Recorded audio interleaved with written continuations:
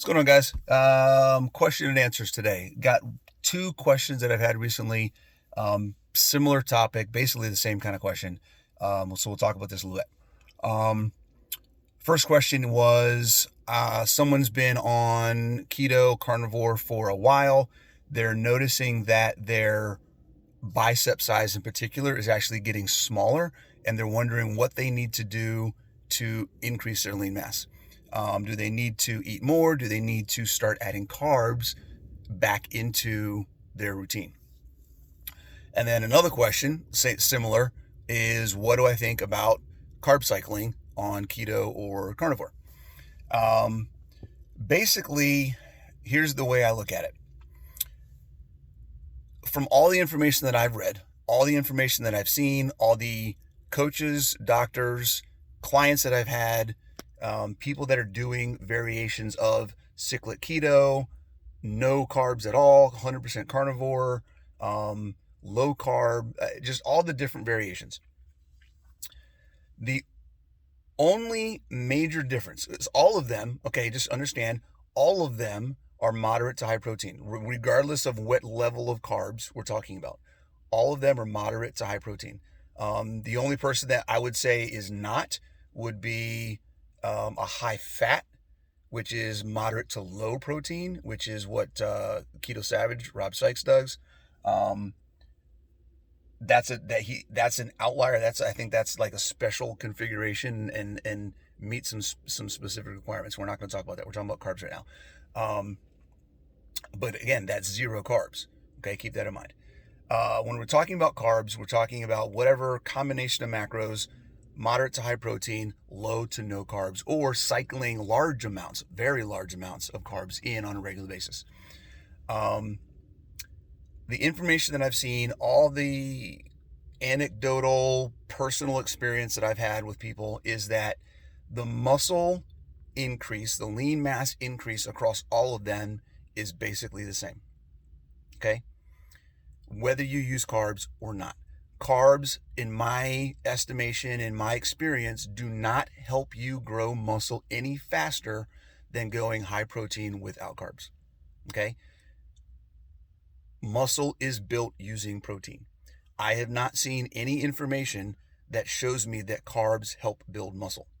None. Okay? If you talk about glycogen and energy and your and how that affects your muscle growth, your body can do the same thing with fat.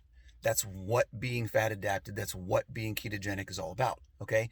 Your body processing fat using gluconeogenesis to turn fatty acids into glucose, glycogen, right? You don't need to ingest carbs for that to happen. Okay? The idea of replenishing your glycogen stores using carbs, I think, is somewhat of a misnomer, because your body can use fat to do the same thing, right? So, again, I'm not saying it won't work for you if you try it. Keep in mind two major things, okay? When you're dealing with carbs, three things. When you're dealing with carbs, you have to be much more in control and tracking what you're doing if you want to see the results without any negative side effects or without as many negative side effects. Okay? So if you're going to do cyclical keto, if you're going to do carb cycling, if you're going to do a higher amount of carbs around workout times, if you're going to do those things, even though you're mostly ketogenic or mostly carnivore, that's awesome. Have a blast with that. Track your butt off. Okay? Make sure you know exactly how much you're using, when you're doing it, and what it's doing for you. Okay?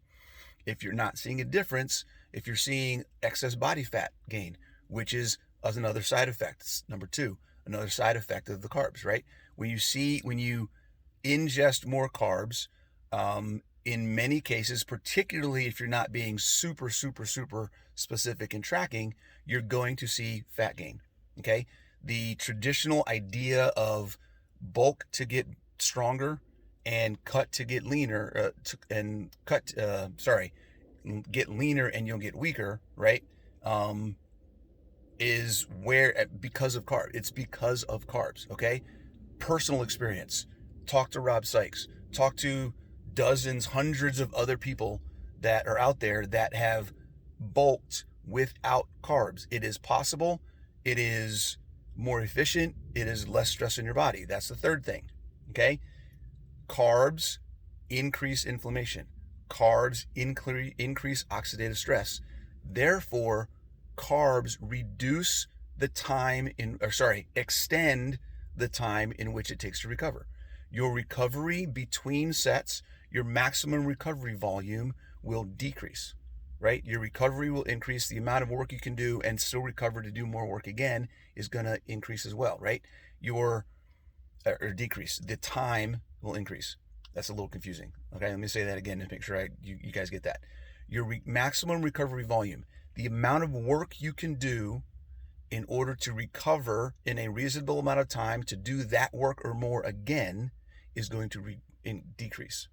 Less work. You'll be able to do less work and still recover. Okay? The amount of time it takes to recover in between sessions is going to increase. Okay? When you're talking about carbs. Right? When you cut carbs out and you work out in a fat adapted, keto adapted state, your maximum recovery volume increases, okay? And your recovery time decreases. So you can get more work in the same amount of time as if you're doing carbs. That is the major benefit that I've seen for people that are going fat adapted, right? They recover faster, they can get more work in. So if you are a carb fueled athlete and you are used to working out 3 or 4 days a week, and you recover the other days, or you do something different, right? Not as intense, whatever. You will, I would put money on it that if you go fat adapted, if you take the 8 to 12 weeks that it takes a while to get fat adapted for athletic endeavors. It's different than general adaptation. Okay? If you take the 8 to 12 weeks that it takes to adapt for athletic endeavors and working out and high intensity exercise, you will notice that you are able to go from 3 to 4 times a week to 5 to 6 times a week, and you will feel better. It happens to every single person that I've worked with. Okay? Work out more, work out harder, take less time in between, so your overall volume increases. You start seeing results faster because you're actually getting more work in and you feel good the whole time. All right? So if you want to do carbs, fantastic, go for it. You'll have to be very specific in what you're tracking and when you're doing it, and make sure you know what's happening to you and what the results are, okay? If you decide you don't want to do carbs, that's fine as well. You'll still be able to gain muscle. You'll be leaner the whole time. You won't have to worry about that up and down bulk and cut cycle, okay? You're going to recover faster, and it doesn't matter if you're a bodybuilder, a CrossFitter, an endurance athlete. It works the same. But your body can use fat to create and generate glycogen. It just does. That's what it does. Okay. It does not you do not have to eat carbs to get glycogen and to restore your glycogen in your body. And you don't have to. You can if you want to. You don't have to.